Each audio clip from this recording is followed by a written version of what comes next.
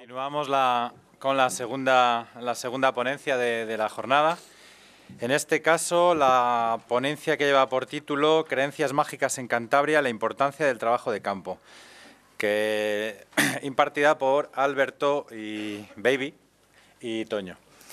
Bien, para mí es un placer especial contar con ellos por segunda vez, ya repiten en estas jornadas también, también el motivo de que estén aquí de nuevo, aparte de determinados anuncios y sorpresas que saldrán a lo largo de la presentación, es porque queríamos resaltar un aspecto de todo este tinglado de la antropología, que es el trabajo de campo, que es esa parte quizás no visible, que supone tragarse cientos de kilómetros independientemente del clima, etcétera, etcétera. Es un trabajo que está ahí detrás, que queríamos destacar de algún modo, y por ello están ellos aquí invitados como representantes de toda esa labor de trabajo de campo, que desde un punto de vista de la etnografía y de la antropología es absolutamente imprescindible, y que por desgracia pues quizás no es que caiga en desuso siempre estar ahí, pero no sois tantos ya los que estáis a pie de obra, por decirlo de algún modo. De ahí es el motivo de esta invitación. Y por supuesto también comentar que acaban de presentar hace apenas mes y medio, 2 meses, ¿no? Más o menos, esta fantástica publicación Aguanaz, revista crítica de creencias mágicas, hecha, una revista con un montón de artículos editadas por Etnocan, sin ningún tipo de ayuda. Eso también lo queremos resaltar desde un punto de vista de que han optado por mantener la independencia. Y bueno, pues puesto que estas, al igual que hablábamos antes, como son publicaciones de distribución a veces un poco complicada, tenéis aquí también otra magnífica oportunidad de adquirirla. Merece la pena sin lugar a dudas. Y luego, pues no sé si se pondrán ahí unos pocos ejemplares o si no les preguntáis a ellos. En cualquier caso, creo que merecerá la pena el que esté interesado en pues llegar a esta publicación, es una buena oportunidad. Y no quiero quitaros más tiempo, que ya tenéis el cronómetro impuesto, así que nada, os dejamos con Baby y con Toño, que lo vamos a disfrutar un montón. Gracias, Emilio. Bueno, si me acerco mucho me lo decís, que tengo esta deformación yo de... Bueno, pues nada, somos parte de Etnocan, la otra parte está aquí sentada y otro cachito en Santander todavía, bueno, en Cantabria. Y como os ha dicho Emilio, pensamos que es muy importante que todavía se siga haciendo trabajo de campo, ¿vale? Que a veces nos preguntan que si es ir a plantar patatas, aunque parezca mentira, hay gente que te lo pregunta. Pero bueno, los que estéis aquí sabéis a lo que nos referimos. ¿Por qué es importante? Pues yo siempre pongo el mismo ejemplo, lo escribo aquí en la introducción de Aguanaz, que ya fijaros, en el siglo XIX y principios del XX había una serie de escritores y de investigadores o de folcloristas que les gustaba llamarse entonces, como por ejemplo José María Pereda, que os puede sonar mucho, ¿no? Él recogía en sus novelas costumbristas toda una serie de cosas que tienen que ver con las creencias mágicas. No era el principal tema, pero lo recogía. Y él ya pensaba que eso se estaba perdiendo, que ya estaba muy perdido. Poco después, Manuel Llano, que es otro de nuestros escritores más importantes desde el punto de vista de la mitología, sobre todo, murió al comenzar la Guerra Civil. Él también pensaba que todo esto estaba desapareciendo. Y luego vino nuestro queridísimo García Preciado, también, que es el que hizo un trabajo de campo más importante en Cantabria en cuestión de mitos y leyendas. Y yo creo que él también pensaba que estaba pillando lo último. Y bueno, en cierta medida todos tenían un poco de razón. Lo que pasa es que, como ayer ha explicado nuestra amiga Israel Espino, todas estas cosas van evolucionando y se van adaptando a los tiempos. Y nosotros nos hemos llevado la sorpresa, porque la verdad es que empezamos haciendo estos trabajos de campo más dedicados a la música, ¿no? Que es de donde venimos algunos de nosotros, de la música folk y tal. Pero al final nos dimos cuenta que este campo estaba todavía potente, ¿eh, Toño? O sea... Sí, la verdad es que es una sorpresa muy agradable ir a hacer encuestas y prácticamente siempre encontrarte con algo diferente, algo nuevo. Algo que incluso todos estos investigadores de tanto mérito no han encontrado. Y de hecho aquí vamos a traer algunos de esos ejemplos. Os vamos a poner varios ejemplos del por qué es importante hacer el trabajo de campo, porque te llevas sorpresas que dices, ¿qué hace esto aquí en Cantabria? Si no lo ha sacado nadie a la luz antes, ¿no? Claro, estamos llegando ya quizá un poquitín a la decrepitud de la tradición oral en algunos aspectos, en otros está muy viva, ¿no? Pero no nos vamos a enrollar en esta parte. Yo creo que es importante que sepáis, os vamos a hacer una introducción muy breve, que sepáis qué somos Etnocan y qué hacemos, ¿no? Vale. Como hemos dicho, somos una asociación cultural sin ánimo de lucro, somos 6 personas, 3 chicos de ciudad y 3 chicas de pueblo. Es curioso, pero ha salido así. Y nos dedicamos, pues eso, a recopilar información por los pueblos, grabando gente, no solo gente mayor, porque a veces se piensa que el trabajo de campo es grabar a los viejucos, a las viejucas, pues no. Hay que buscar todas las edades, porque a veces te llevas la sorpresa que justo la leyenda que buscas te la cuenta un niño de 8 años, como nos ha pasado. Y es el único que se acuerda porque se lo había contado el abuelo. O sea que la edad es importante, pero relativamente. Ahí tenéis parte de algunas de las publicaciones que hemos hecho, como veis, muchas dedicadas... Ponte un poco más para atrás. Sí, bueno, ya he dicho que era mi deformación esta del micro. Casi todo dedicado al mundo de la música, y a partir de unos años para acá pues estamos ya más vinculados al tema de las creencias mágicas, ¿no? No solo son trabajos nuestros, también son trabajos de otras personas que quieren colaborar con la asociación, y bueno, pues les vamos publicando. Algunos tienen CDs, esto ya tan friki de sacar un libro con un CD donde se puede escuchar a la paisana tocando el Ravel y demás cosas, ¿no? Pues bueno, todo esto luego lo extendemos y hacemos también talleres en museos etnográficos y cosas así, pues de cara a los niños pequeños, donde se les enseña pues talleres de todo tipo, de música, pues marzas, mascaradas, e incluso cuentos y cosas así. Talleres, bueno, vamos a colegios también a hablar de cosas de mitología, les hacemos un poco de desmitología, que nos hemos convertido en los malotes de la mitología en Cantabria, porque estamos echando abajo muchas cosas que se pensaban que eran de tradición oral y no lo son, pero ya iremos contando. También hacemos actos, pues por ejemplo, bueno, las presentaciones de libros son habituales, las charlas, la foto de arriba a la izquierda es aquí mismo, la presentación del libro de la Ravelista de la Gómez, y la que se ve abajo con tanta gente ha sido uno de los momentos más emotivos para Etnocan, porque toda esa gente que hay ahí son familiares de un dulzainero, de unos dulzaineros, dulzaine y tambor de Cantabria, que parece mentira, pero en Cantabria era uno de los instrumentos, por no decir el instrumento que más se tocaba, y parece que esto está un poco, no se quiere decir mucho. Y tenemos un censo de 70 y pico dulzaineros en Cantabria. Ya sé que no tiene que ver con las creencias mágicas, pero yo dejo la perla ahí para el que quiera cogerla. Entonces, toda esta familia, bueno, nos ayudaron a hacer el libro, pero la verdad es que verles emocionados y verles que se reconocía por fin a sus parientes, pues para nosotros, pues bueno, fue gratificante, ¿no? Bueno, otra deformación profesional pues, es el tema del mundo de la radio, que bueno, colaboramos habitualmente en la cadena SER. Y sobre todo, el programa que tenemos en Arco FM, que se llama Cantabria Oculta, aunque nos consideran un programa de misterio, pienso que no lo somos, pienso yo, los compañeros igual piensan otra cosa. Hay mucha etnografía en el programa y muchas de las cosas que vais a ver aquí brevemente, porque no tenemos tiempo, en el programa, si queréis, está en iVoox, se oye fácil. Podéis ver los temas tratados en más profundidad, porque ahí ya somos más libres de hablar el tiempo que queramos. Ya hablaremos, perdona, baby, ya hablaremos en algunos de los casos que vamos a traer, que muchas veces lo que hoy en día se consideran temas del misterio y lo que es la tradición oral, son, a veces las fronteras están muy diluidas. Efectivamente. Están muy diluidas, de manera que podemos encontrar lo que ahora se llamaría, vamos a ver un caso, ovnis, antes eran ánimas, brujas o duendes. Y vamos a encontrar, y lo encontramos, como decía, casi diariamente este tipo de mezclas y de interrelaciones entre creencias o mitos modernos y creencias y tradiciones antiguas. Y lo vamos a ver, como decía, enseguida. Bueno, pues con esta foto, nada, simplemente decir que, aunque somos una asociación pequeña e independiente, pues hemos conseguido pues dar cursos en la Universidad de Cantabria y cosas así que, bueno, dices tú, joder, somos pequeñitos, pero nos tienen en cuenta. Por lo menos el trabajo que hacemos nos lo reconocen y eso no se puede decir todos los días, con lo cual estamos agradecidos. Y el año pasado, pues bueno, estuvimos aquí también y bueno, el año pasado, los que estuvisteis, surgió una serie de historias bastante guapas que yo creo que este año han dado su fruto, ¿verdad, Emilio? Y seguirán dando, y me alegra de ver las caras de mucha gente que no sé cómo os llamáis, pero que me suena a vuestras caras, ¿no? Bueno, ese cacharrín que hay ahí es la mejor inversión que hemos hecho en nuestra vida. Es caro, pero joder, lo hemos amortizado de narices. O sea, es nuestro instrumento de trabajo principal, son las grabadoras. Además, estas, bueno, no les quiero hacer publicidad, pero salieron bastante buenas, las sonistas. No se agotan nunca, tienen horas y horas y horas. Sí. Y bueno, ahí tenemos las dos cosas principales que hace Etnocan. Grabar a gente como la que está en la foto, que son unas paisanucas del pueblo de Casar de Periedo, que sobre todo Rosa, que es la que está a la derecha del todo, que luego escucharemos algo de ella, que son encantadoras, o sea, es que te las comes. Bueno, te comen ellas a ti, bueno, y además nos ceban a comer, ya, bueno, sí, luego os contaremos. Nos ponen bien, o sea, el trabajo de campo tiene sus recompensas, sí, aparte del propio trabajo de campo, ¿no? Entonces, pues bueno, tenemos ya recogidas cientos y cientos y cientos de horas de grabación de por muchos sitios de Cantabria, Y consideramos, llevamos ya como 5 años así haciendo el trabajo intensamente, aunque algunos llevamos muchos más, y tenemos la sensación de que estamos empezando, de que no tenemos vida para acabar esto. Y fíjate, hay gente que piensa que esto ya no existe.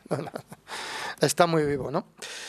Bueno, pues nada, un ejemplo más de paisanucos que nos tratan bien, que normalmente las encuestas son en las cocinas, y sobre todo en invierno, claro. Nada, es una pequeña muestra, podríamos traer cientos de fotos, pero no viene a cuento, ¿no? Bueno, pero ya sin más demorar, porque el tiempo ya veis que escasea, y el compañero ha puesto un cronómetro ahí que asusta mucho. Claro, porque si no te me vas, te me pierdes. Es lo que tengo, que me gusta hablar. Pues vamos a empezar con una cosa que recogimos, nada, hace unos meses en el Valle de Cayón.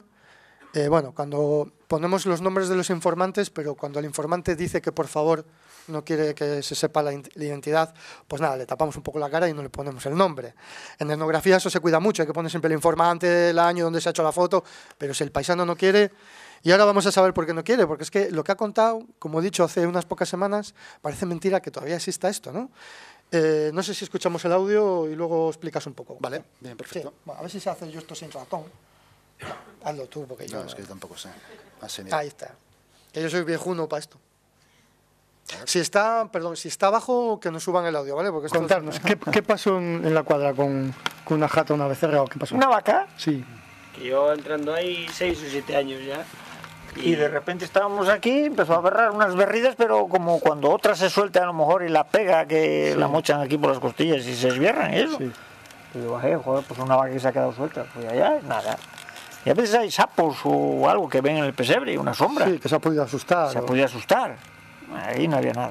Rompió la llave de la cebilla, salió puerta afuera, por ahí para allá, que no quería después ni volver.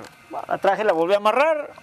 A los 10 minutos otra vez la vaca con la mía, otra llave que me rompió. Igual, la cambié de sitio, de allí a aquí, a esta otra cuadra. Pero no se rompen fácil esas, ¿no? No, ahí hay que tirar fuerte. Por eso. No, claro.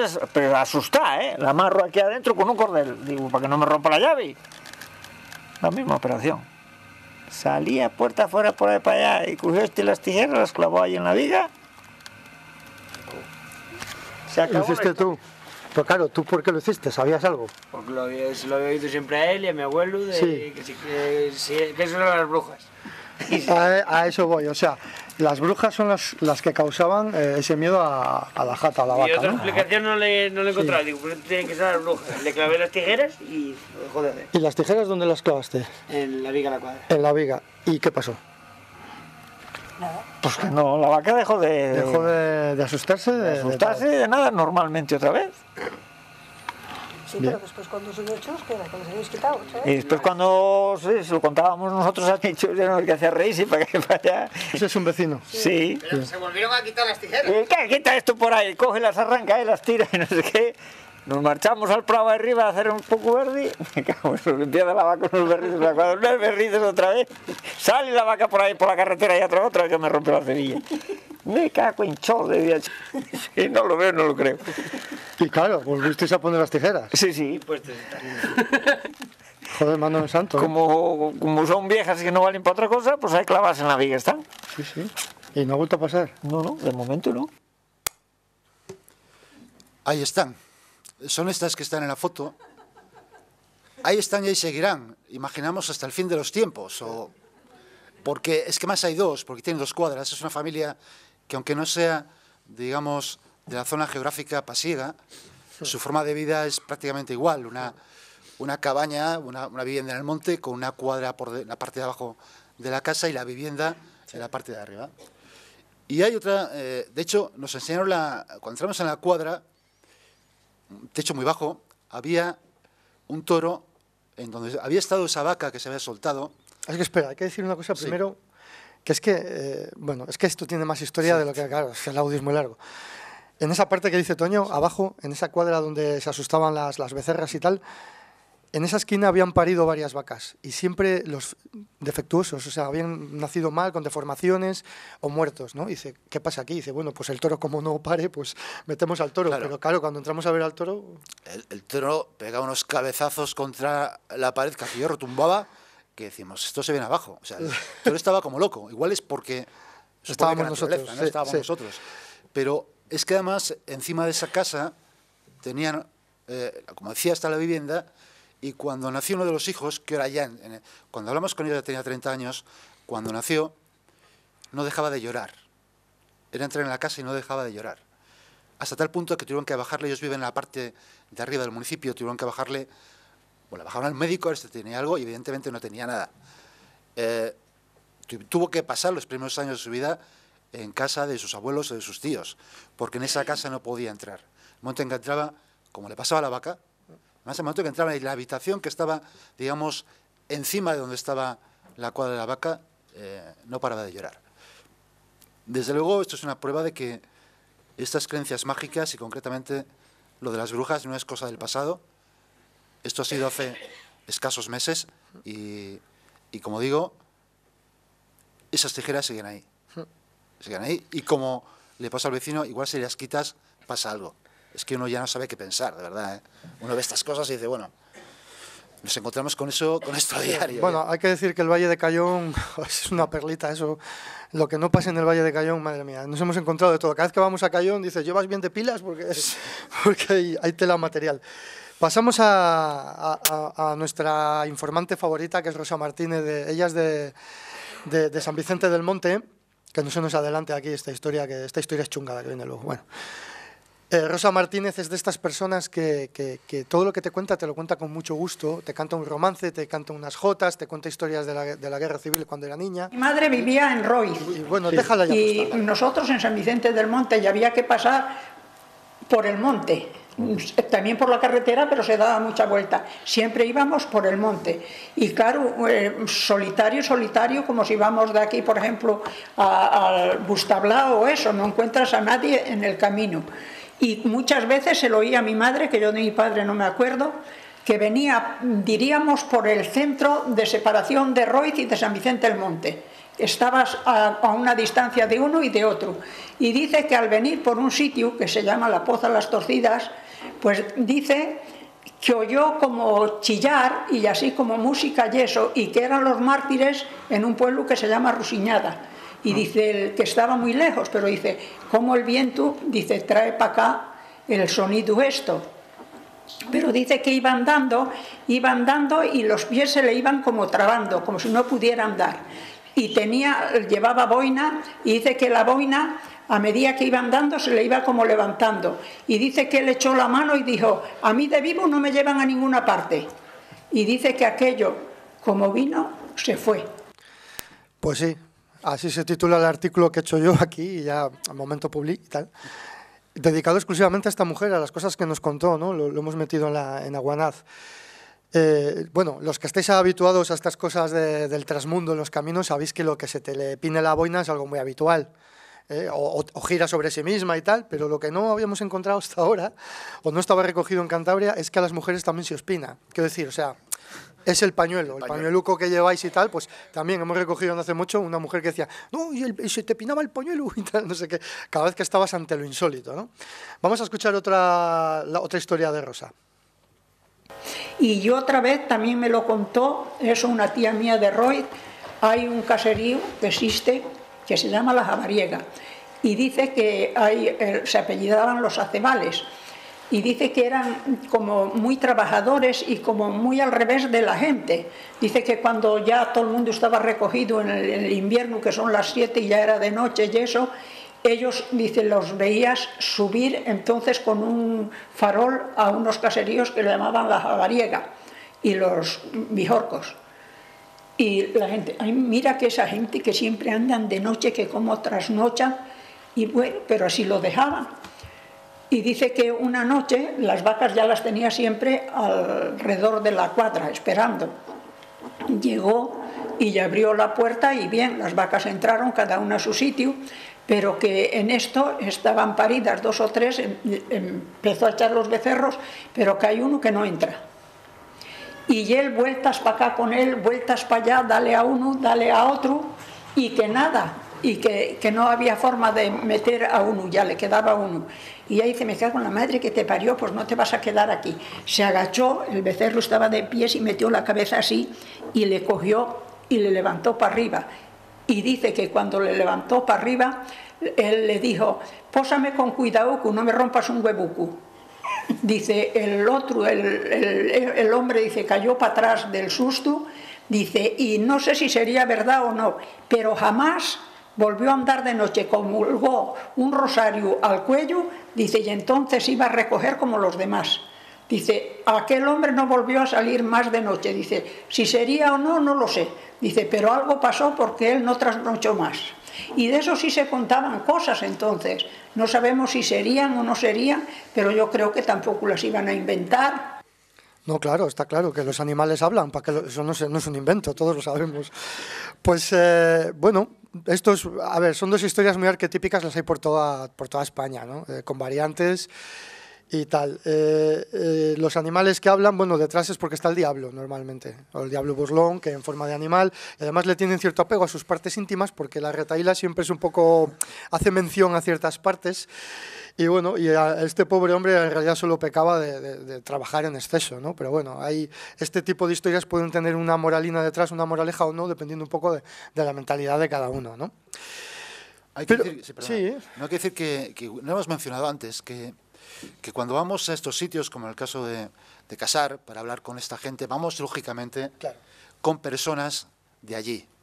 Es muy difícil, tú si no eres de un pueblo, yo al menos en Cantabria, yo supongo que sea en todas partes igual, llegar a un sitio y que una persona se abra, te cuente historias que muchas veces tienen un componente personal e íntimo muy importante.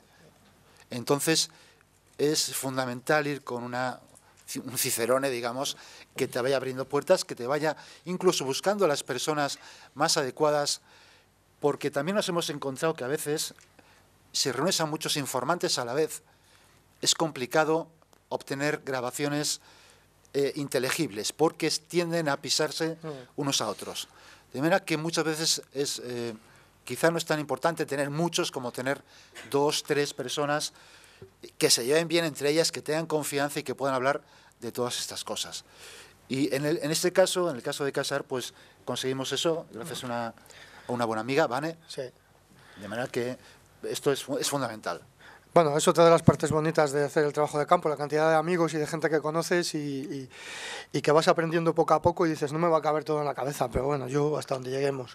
No lo hemos comentado antes tampoco, bueno, somos muy punkis, improvisamos, nosotros somos así, o sea, el programa de radio lo hacemos igual, ni guiones ni nada. El método de encuesta, ¿vale? Hay gente que le gusta decir como encuesta, las preguntas las publican, otros no les gusta. Nosotros tampoco os vamos a dar la coña con eso. Lo que sí os decimos que es que utilizamos, digamos, la encuesta del ciclo anual, ¿no? Nosotros, obviamente, estamos un poquitín vinculados a Cantabria y todo el ciclo anual de todas las tradiciones que se van haciendo, pues vamos preguntando desde el inicio hasta el final.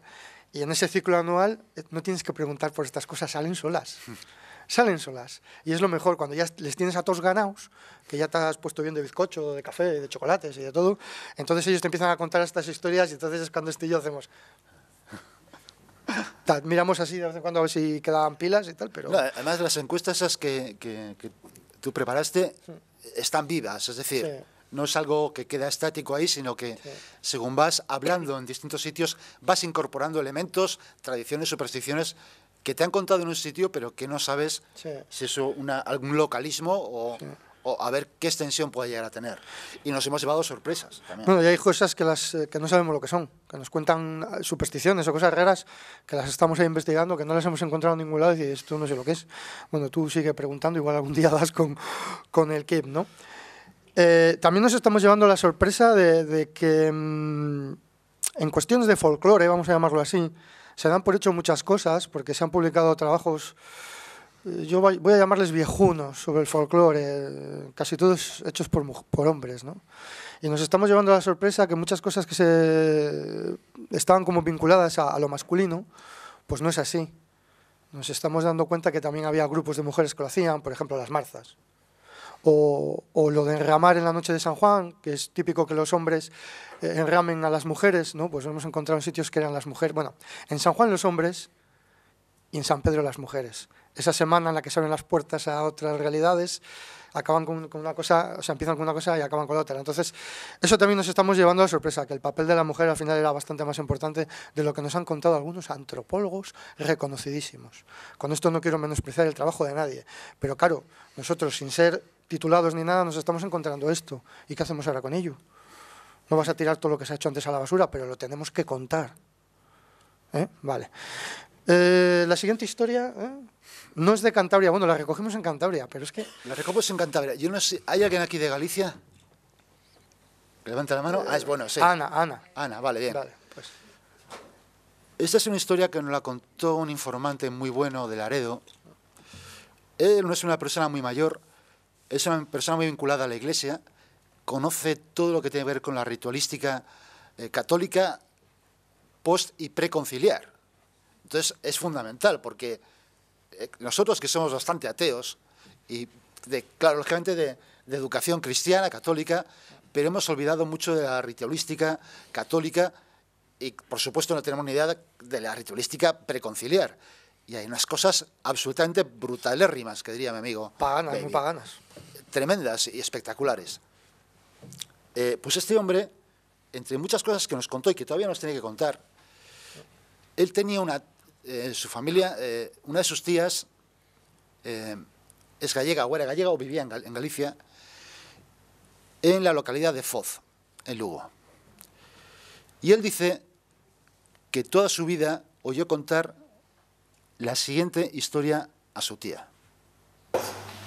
Mi abuela tenía una tía por parte, no sé si era de su madre o de su padre, y esta mujer pues tenía ganado.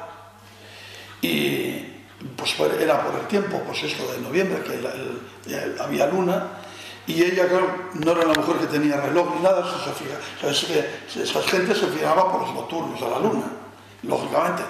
Y dice que ella creyó que amanecía y dice, pues mira, y tenía que ir a la feria. Y dice, pues mira, me voy antes cogió la vaca, la ató y la llevó para la feria. Y bajando por el medio del pueblo, por el medio de Foz, no sé si lo conocéis, Foz tiene la iglesia frente al puerto, es un pueblo muy bonito, marinero. Bajaba para abajo y vio la iglesia abierta. Y entonces dice que entró y que dijo, pues mira, es temprano, todavía no hay luz plena. Dice, pues mira, si puedo, pues voy a oír misa y tal. Dice que ella entró y que se sentó y que vio a todas las personas que estaban de espaldas. Sea o no sea, yo siempre esta historia, y lo veréis, me sigue poniendo los pelos erizados. Porque ciertamente lo he oído contar tantas veces. Y a ella pasó cosas. Y entonces ya sabes muchas veces lo que he dicho antes, la razón de por qué. Dice que entonces el sacerdote que estaba, entonces la misa se decía cara atrás, ¿no? O sea, de espaldas. Y que ella estaba, pues que veía pues algo raro. Y las personas muy inclinadas, muy tapadas, muy inclinadas. Y dice que una persona le cogió del brazo y que la dijo, dice, salte conmigo. Y ella dice, pues ¿por qué, no? ¿Por qué? Sale fuera y le dice, mira, esta misa no es para ti. Y vete a casa, son las 3 de la mañana. Le dijo, estas son las 3 de la mañana. Y esta misa que está oficiándose aquí, esta misa es para los difuntos, no es para ti. Y dice que cuál fue su sorpresa bien grandemente, que al volverse el sacerdote para dar la bendición, le conoció plenamente quién era, y era un sacerdote que había bastantes años que había muerto. Eso lo tengo oído contar toda la vida en casa. Bueno, un poco de canguelo dal, que sea impresionable. Pero bueno, es una historia arquetípica también, se cuentan muchas cosas de estas por toda España. Hombre, y en Galicia sobremanera, ¿no? Todas estas cosas. Aquí se produce una confusión de espacio-tiempo, que es muy típico de la tradición oral, ¿no? De que se piensa que ha amanecido y en realidad eran las 3 de la mañana, ¿no? Esto lo encontramos en distintos relatos que cuentan por los pueblos. Parece que es algo que tiene que ver con el trasmundo, ¿no? Este descoloque temporal. Y bueno, pues otra vez nuevamente la importancia de hacer encuesta, porque descubres historias en Cantabria de Galicia. Y dices tú, mira dónde sale esto. Que esto en Galicia será muy conocido con distintas versiones, pero que te lo cuentes en Cantabria pues también tiene su aquel, ¿no? Bueno, y antes decíamos que a veces nos llevamos sorpresas, porque yo creo que esto no lo tenía recogido ninguno de los... Bueno, esto se conoce bastante, sí, pero en Cantabria no estaba recogido todo. O sea, por lo menos así de esta manera, ¿no? Bueno, se trata de una superstición que consiste en que cuando una gallina canta como un gallo, ocurre algo malo. Hay distintas variantes. Yo, cuando lo oí, yo no sabía que una gallina podía cantar como un gallo. De hecho, me parecía muy dudoso que pudiera pasar eso. Pero de hecho hay vídeos en Internet. Hay que buscarlo en inglés. Poner when a hen crawling like a rooster o algo así. Y te sale una gallina cantando como un gallo. Y eso es bastante sorprendente. Y luego, también es sorprendente porque la primera vez que oímos esta superstición, que fue esta mujer, Anati, que es la natural de Soba, ¿no? De Quintana, sí. Sí. Que es una zona bastante apartada de Cantabria. Creíamos que incluso podía ser un localismo de allí, pero luego lo hemos encontrado en más partes de Cantabria. Pero es que luego lo hemos encontrado como superstición italiana.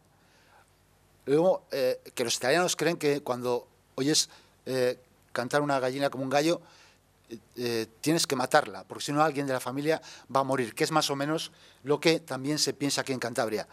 En Rusia y en Alemania también, pero en Rusia y en Alemania, si la oyes tú cantar, vas a morir tú, si no la matas inmediatamente. Es decir, esta superstición forma parte del acervo, digamos, de la tradición europea, que ya, claro, ha dado el salto al otro lado del Atlántico, porque en Estados Unidos ya existe también esta creencia o esta tradición. ¿Cuál es su origen? Pues yo creo que no estamos capacitados para rastrear en qué sustrato cultural arranca todo esto. Pero desde luego está muy extendido y realmente vamos a ir como lo cuenta Nati, porque además es muy graciosa. A ver. Cuando cantaba la gallina... ¿Qué decían? Oye, las gallinas, eso lo he visto yo. Mi tía, yo me crié con una tía, y mi madre toda la vida. Pues una gallina que cantaba como un gallo. Y claro, si cantaba en la cuadra y no había gallo, yo me acuerdo que mi madre o mi tía bajaban a la cuadra y estaban allí 14 horas sentadas hasta ver qué gallina cantaba, igual que el gallo. Pues dejaba de cantar. En aquel momento se mataba la gallina, porque decían que es que se iba a morir alguno. Y a veces le decían mi tío o mi padre, así, cuando ellos decían, dice, jo, ya podía cantar una gallina, para que la mataras. Es verdad lo que digo, que no... Eso de que cuando cantaba la gallina... ¿Sabes? Cuando cantaba alguna gallina. Oye, que cantaba Mustancillés y Anudela. Pues ha cantado una gallina. Pues yo tengo que averiguar a ver qué gallina ha cantado. No, la gallina se mataba. Es decir, no era una superstición que se dice, bueno, no pases por debajo de una escalera, que vas a hacer... No. Estaban, si hiciera falta, 14 horas en el gallinero hasta ver qué gallina se le ocurría cacarear como un gallo. Entonces, claro, la gallina es raca, pero raca, sin problemas. Como digo, son de estas cosas que vamos encontrando y quizá nos permita ir poniendo pequeños datos en la geografía de Cantabria que no sabemos a dónde nos puede Claro, ir. ojo, hago hincapié en eso, en Cantabria, porque muchas de estas cosas en otros sitios están ya como superadas, por decirlo de alguna manera. Estas supersticiones o estas cosas que vais a ver aquí, pues en mi tierra o mi tal, ya lo saben, sí, pero es que en Cantabria no se había recabado. Por eso es importante hacer trabajo de campo, aunque seamos los últimos de Filipinas ya, porque ya estas cosas van ya poco a poco. Bueno, pues ahora vamos a una de las cosas que para nosotros nos ha parecido de las más bonitas que hemos recogido en estos años que llevamos trabajando. La hemos recogido, hace estas Navidades. Y hace poco hemos estado con esa mujer que hay en la foto. Nunca sabes dónde te llevas una sorpresa. Esto es una cosa que, vamos a dar una interpretación, aunque no es la función de Etnocan, ¿vale? Eso lo tienen que hacer etnólogos y antropólogos o gente que controle mucho, pero nos vamos a mojar un poquito, ¿vale? Esa mujer es Carmín, es de Helguera de Reocín, es un cielo, y además la conocimos gracias a nuestra compañera Esther Terán, que está aquí al fondo. O sea, Esther, eres informante tú también, pese a que eres joven. Ella es la que nos contó una cosa muy bonita que hacían en fin de año, ¿no? Pero antes de entrar a ello, ese árbol que veis ahí es un laurel. En realidad es el hijo del laurel que era protagonista. Es como una quema que han cogido la rama, la han plantado y bueno, vuelve a brotar. Pero estaba ahí el auténtico laurel. El laurel es los que sabéis más de simbolismo, sabéis que es un árbol mágico de los más importantes que tenemos, ¿no? Y del que se dicen muchas cosas. Una de las cosas que se dicen es que bajo el árbol puedes recibir una emanación de vapores que te ponen en un estado como que casi que te conviertes en un vidente y ves el futuro. Es una de las cosas que se dice según la tradición oral y según la mitología clásica. Los ramos de laurel se ponen en las puertas donde había enfermos, para que sanasen. Luego veremos de dónde viene esto también. Con el laurel se protege cuando hay tormentas del rayo. Tú pones el laurel y automáticamente te protege del rayo. Bueno, hemos recabado información por toda Cantabria de muchas variantes de cómo con el laurel, siempre ojo desde la tradición oral, si funciona o no, ya no lo sé. Pero en un bote de conservas meten el laurel, le sacan a la calle en plena tormenta y cosas así, a punta pala, ¿no? El laurel. También sirve para ahuyentar a los malos espíritus. Y ya, pues por no decir todo el significado que tiene Semana Santa, ¿no? Bueno, el significado es importante.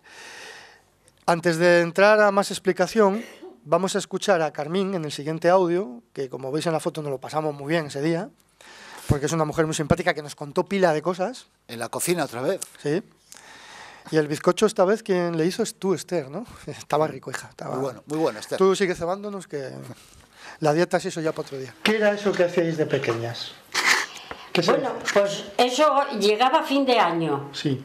Llegaba a fin de año y nos transmitían que se moría un pobre en la cortina, que hacía mucho frío, que se moría de hambre. Y íbamos con una tartera y le llevábamos sopas. Y estaba allí acurrucado ahí debajo del laurel y allí acurrucado y siempre nos decían eso, mientras éramos inocentes, claro. ¿Quién te lo decía? Pues lo decíamos los chavales grandes, los padres también, por reírse. ¿Entonces venían los mayores de la casa? Sí. ¿Y te decían que estaba...? El pobre muriéndose en la cortina, se está muriendo un pobre en la cortina. ¿Y estaba en el árbol? Y estaba debajo del árbol, allí acurrucado y eso, pero pues es como cuando te dicen los reyes, mientras eres inocente, vas con los ojos cerrados y crees todo lo que te dicen. Y después pues te vas dando cuenta que es pues un estilo. ¿Pero llegabais a llevarle un puchero con sopas? Un puchero con sopas le llevábamos. En una peroluca así, ¿sí? que tenía un asa y tenía un agujero para meter la cuchara. Digamos, esto era eso, y la tapa tenía un agujero y metías allí la cuchara. Y íbamos con esa porque esa la llevaban los hombres a la mina. Pero ¿Y cuántos ibais, críos? ¿Cuántos críos? Todo el Pedroso íbamos. Sí, o sea, era todo el barrio, ¿no? Sí. ¿Ibais todos juntos a hacer eso? Todos juntos íbamos. Oye, vamos a ir a llevarle las sopas al pobre. Vamos a llevarle las sopas al pobre. Y llama a fulano, llama a mingano. Unos silbios, a llevarle, en cuanto se iba haciendo de noche, a llevarle las sopas al pobre, con el último día del año. Sí. ¿Y dejabais allí el puchero? Dejamos allí el puchero. Pero llegabais allí y estaba el pobre allí. Y estaba el pobre allí acurrucado. O sea, había un hombre allí acurrucado. Sí, un hombre allí acurrucado, pero no le conocíamos allí, se hacía el muerto. ¿Estaba vestido de alguna manera? De pobrón. Sí, pero es que pobrón, andábamos todos ellos de pobrones. Claro. Pues échate idea cuando eso. Sí. O sea, que llegaba un hombre a estar allí... A estar allí acurrucado y tapado. ¿Se tapaba la cara? Claro, se tapaba y no le conocías. Y claro, con picardía, bien. para que nosotros iríamos este año y el que viene. Que después te ibas dando cuenta y ya como pasa con los reyes. Claro. Van los críos y Melchor, y Gaspar, Y los demás ya sabemos quiénes son. Bueno, no sé si sabemos desde cuándo se lleva haciendo, porque claro, lo hacían a vosotros de críos, sí, pero antes de vosotros a otros. Te digo, claro, serían a otros. Te digo, de hace 80 años. Sí. Esto hablamos de 80 años, porque tengo 84. Sí. Pues de hace 80 años. Sí. No me acuerdo. ¿Y cómo os juntabais los chavales? ¿Quedabais en un sitio, os ibais llamando casa por casa? No, si estábamos todos ellos en el mismo barrio mismo. La casa verde, allí salían 3 o 4, de la casa amarilla 5 o 6, de nuestra casa 7, y del otro lado, en aquel barrio que está así, en el barrio que vivía mi marido, había 32 en 3 casas. Échale quintas al pavo. Pues todo el mundo íbamos a salir. Y una cosa, ¿a qué hora ibais a al pobre, siendo ya de noche. Claro, para no conocerle. ¿Ya habíais cenado? No, nosotros ¿Antes de la cena? Antes de la cena. Vale, dato. Antes de la cena. Bien, bien. ¿Alguna cosa más? ¿Te acuerdas de eso? No, pues de eso era eso. ¿Y el pobre hablaba, el pobre decía algo? No, se hacía el zorro, para que no le conociéramos. ¡Ay, qué picardía! Bueno, ya os dije que era simpática. La verdad es que, bueno, el audio es un poco largo, pero creo que merecía la pena que lo escucháis entero. Nosotros aquí vemos un simbolismo del año viejo que muere, se le hacen unas ofrendas y vuelve a nacer, y así cíclicamente, ¿no? Continuamente, ¿no?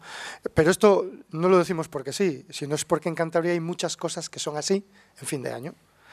Por ejemplo, tenemos las mascaradas de invierno que empiezan en esa fecha. La primera es la de Silió, que es la más conocida. Claro, son la época que ya, digamos que la oscuridad empieza a irse, y hay que hacer una serie de ritualísticas para espantar el mal, para espantar los espíritus, para tener buenos augurios en las cosechas. Es la noche que se decía en Cantabria esta es la noche de jugar a las viejas. Claro, los mozos en algunos pueblos de Cantabria se disfrazaban de viejas y salían por la noche y se metían en las casas haciendo el osu, como dicen por ahí, haciendo el osu, asustando a los críos, asustando a todo el mundo. Bueno, no me quiero extender, pero hay muchísima simbología en Cantabria que tiene que ver con la purificación, con cuando acaba el año y empieza, y terminar con el mar y todo esto lo que he dicho. Por eso vemos que este pobrón simboliza un poco, debajo del laurel, que no es casualidad, simboliza el año viejo que muere, las sopas es una especie de ofrenda, y vuelve a nacer y una y otra vez, ¿no?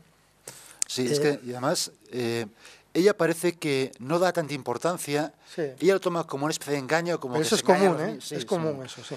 Pero realmente para las personas del pueblo era muy importante, y Esther, nuestra compañera, lo puede decir, porque hasta los años 80 en su familia insistían todos los años en que fueran al pobrón, aunque ya nadie lo hacía, ya era casi, pero constantemente, todos los años insistían, hay un pobre que se está muriendo, hay que llevarle sopas, era algo muy importante. A mí me sorprende cómo se aferran este tipo de creencias y de tradiciones de forma tan potente, tan fuerte. De manera que esto para ellos era, muy fundamental, importante. Esto se dejó de hacer físicamente con el hombre que se disfrazaba de pobre y tal en los años 40 más o menos, pero como hemos visto, Esther, que nos lo contó, que está aquí, hasta los años 80 lo seguían contando. Nada más empezar el día, hoy se muere, tal, no sé qué, no sé cuánto. Dice que hasta los 90, ¿no? Sí, hasta los 90. Vale. Por dar unas pequeñas pinceladas, así un poco para pasar a los siguientes temas, un poco de mitología clásica, pues bueno, nos viene a la cabeza el dios Apolo. El dios Apolo, que tengo aquí, pues es que era dios de la leche de cosas, era un superdios este. Dios del fuego solar, bueno, luego también depende de cómo se haya adaptado la cultura grecolatina, donde iba yendo, ¿no? Esto tiene variantes, claro. El de la belleza, que ya lo sabemos, el de la música, poesía, el oráculo. Hemos recordado que pasaba debajo de un laurel, ¿no? Bueno. El de la medicina, esto más, bueno, quizá lo potenciaron más los pueblos más celtas cuando adoptaron estas cosas. El de la purificación, esto a mí no me parece casualidad.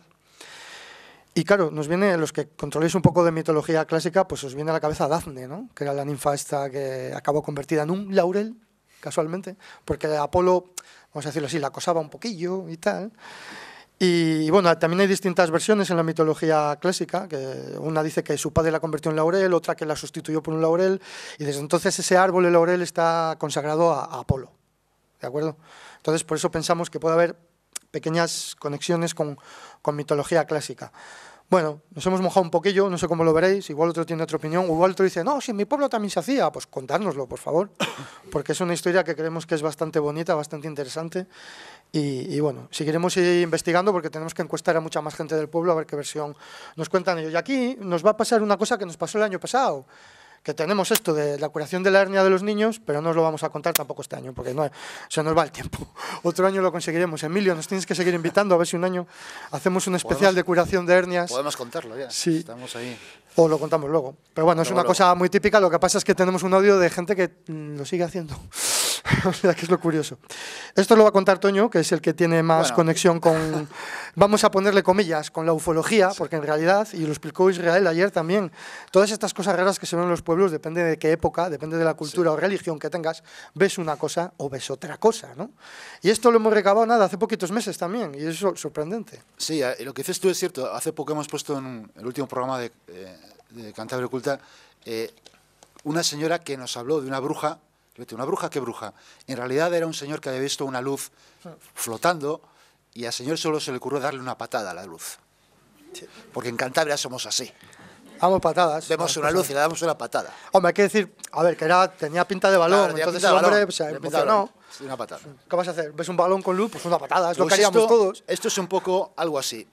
El 2 de diciembre de 1979 hubo una serie de fenómenos luminosos extraños en la zona de Cabo Hérnega.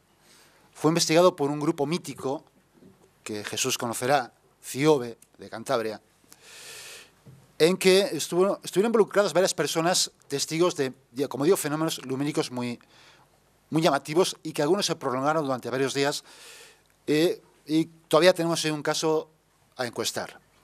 Pero lo que nos encontramos hace también poco tiempo, que fuimos a preguntar por estas creencias mágicas.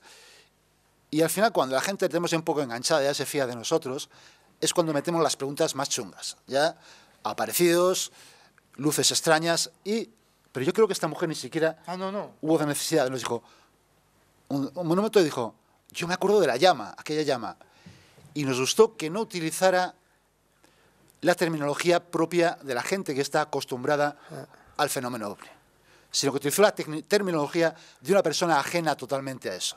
Para ella aquello que vio fue una llama. ¿Y qué vio? Vio, digamos, la precuela de todos esos fenómenos que he dicho. El día anterior, ella, su marido y otra persona, desde un hotel que regentaban, fueron testigos de las primeras luces que aquel diciembre de 1979 se vieron en Cabo Hérnega. Claro, hay que decir que digamos que la peli original, no la precuela, que es la que traemos aquí, es muy conocida. Es el caso de Callello, famoso, que le han encuestado, toda la gente del misterio le habrá encuestado, le conocerán. Pero claro, esto no se conoce, que es lo que pasó justo el día antes. Y dices tú, pero con esto llegas a la conclusión de que ningún caso está investigado profundamente nunca, sobre todo este tipo de cosas raras, ¿no? Siempre hay algún vecino que ha visto algo más, siempre hay alguien que no habla hasta que es más mayor y se decide. Y eso, y la conexión que yo quería establecer antes entre lo que a mí me gusta entender como un mito moderno, que es el mito de los ovnis, y la tradición, o historias tradicionales que se han contado desde siempre, de luces extrañas volando por ahí, o cerca de humilladeros, de santucos, que eran ánimas, que eran brujas, que eran duendes. Con esto se enlaza perfectamente, porque esta mujer no está contaminada, en su concepción de lo que ve no está contaminada por el mito del ovni. Sí, fui la que avisé a mi marido y al Corzo, que yo andaba arriba en la habitación, pues nos estaría abriendo las camas o lo que fuera. El caso que digo, ¡ay, qué resplandor! Y salgo para afuera, digo, pues ¿dónde viene? ¡Ay, mire! Y va corriendo. Toñín, mira lo que hay allí, que se debe haber estrellado un coche. Y entonces fueron para allá él y el Corzo y se encontraron que era una llama. Pero tú cuando la viste, lo viste desde la ventana. Desde casa, sí. ¿Que estaba en el monte, en el suelo, abajo, en la carretera? Abajo. En la carretera. ¿Estaba cuando el puente Rubiaña? Sí, en el puentuco después del Grande, sí.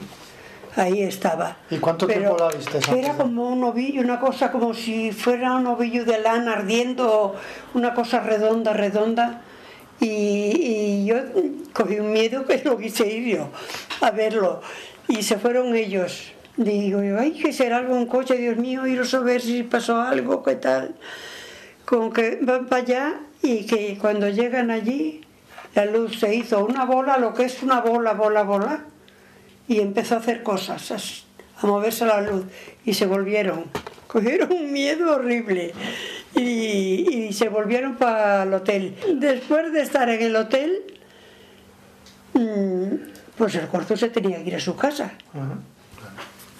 Si dice que se queda, pues lo hubiésemos cogido, pero no lo dijo. Él se fue para casa y dice, bueno, pues ya me voy. Digo, pues mira, ya no está la llama, así que nada, tranquilo, tú vete para allá.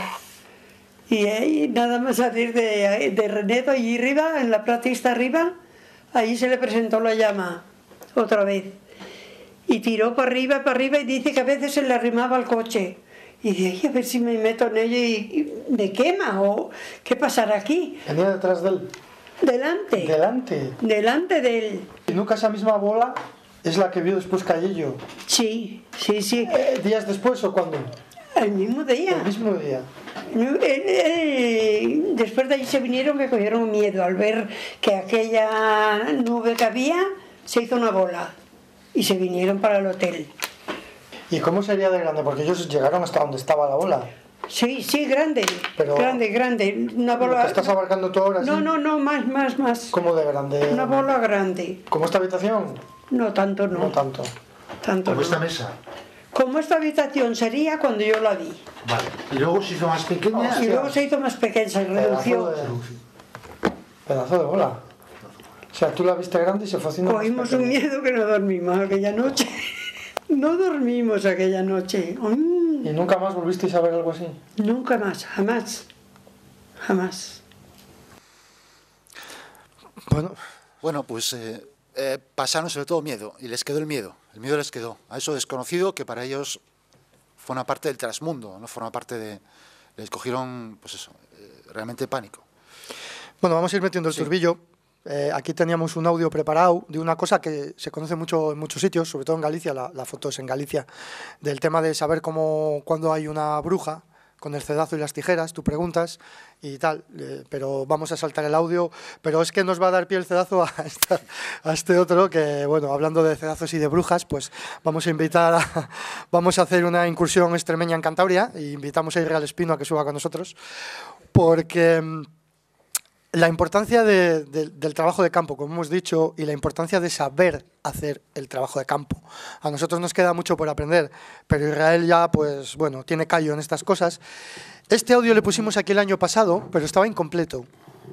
Porque claro, Israel, al escuchar el audio, dice, uy, me falta algo aquí.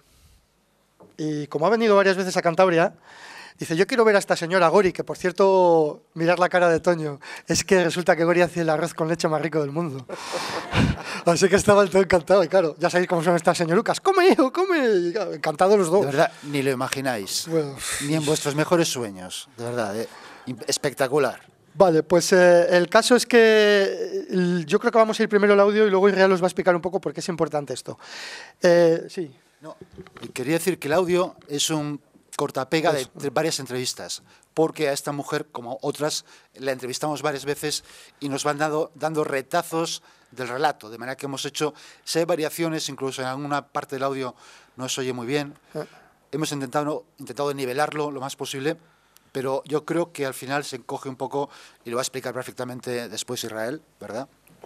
Perfectamente. Luego, bueno, voy a poner el audio. Sí. Uy, ¿qué he hecho? La publicidad luego, Toño.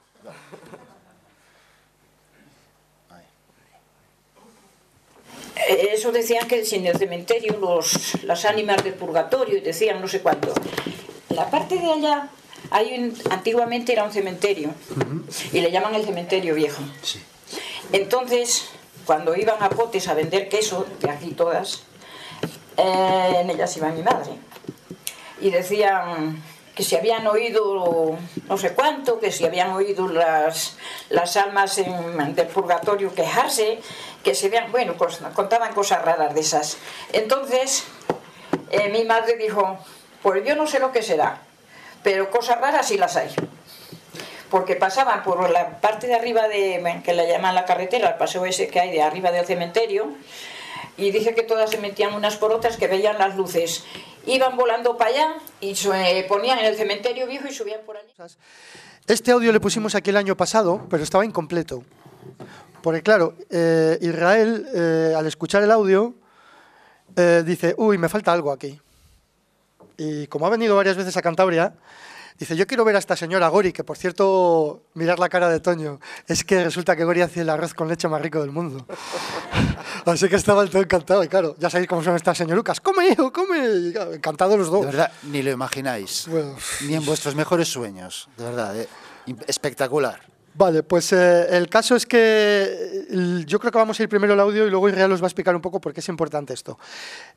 Sí. No, y quería decir que el audio es un cortapega de varias entrevistas, porque a esta mujer, como otras, la entrevistamos varias veces y nos van dando retazos del relato, de manera que hemos hecho 6 variaciones, incluso en alguna parte del audio no se oye muy bien. Hemos intentado nivelarlo lo más posible, pero yo creo que al final se encoge un poco y lo va a explicar perfectamente después Israel, ¿verdad? Perfectamente. Perfectamente. Luego, bueno, voy a poner el audio. Sí. Uy, ¿qué he hecho? La publicidad luego, Toño.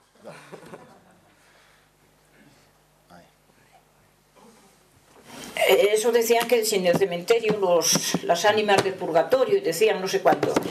En la parte de allá, antiguamente era un cementerio, y le llaman el cementerio viejo. Sí. Entonces, cuando iban a Potes a vender queso, de aquí todas, en ellas iba mi madre. Y decían que si habían oído no sé cuánto, que si habían oído las almas del purgatorio quejarse, que se vean, bueno, contaban cosas raras de esas. Entonces, mi madre dijo, pues yo no sé lo que será, pero cosas raras sí las hay. Porque pasaban por la parte de arriba que la llaman la carretera, el paseo ese que hay de arriba del cementerio, y dice que todas se metían unas por otras, que veían las luces. Iban volando para allá y se ponían en el cementerio viejo y subían por allí para arriba. Y volvían otra vez para abajo. Y al mismo tiempo que decían unas cosas, iban cantando y llorando y no sé cuánto decían. O iban haciendo algarabía de eso.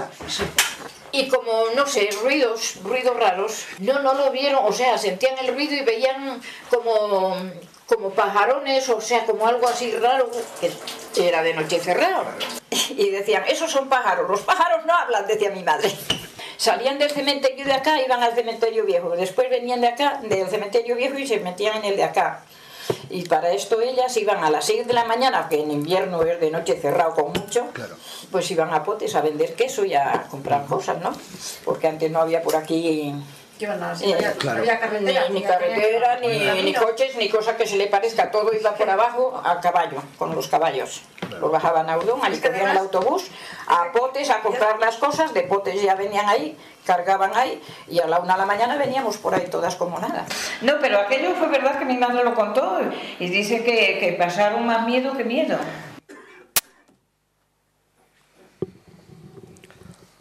Bueno, pues yo creo que una de las mejores cosas que hace estas jornadas es unirnos a los frikis que nos da por lo mismo. Entonces, gracias a Emilio, el año pasado los conocí, ya no me echan de Cantabria ni con agua caliente. Y entonces lo bueno que tiene es que, claro, cuando hacemos trabajo de campo, cada uno en su comunidad, te metes mucho en esa comunidad y no tienes una visión más amplia muchas veces, es el problema.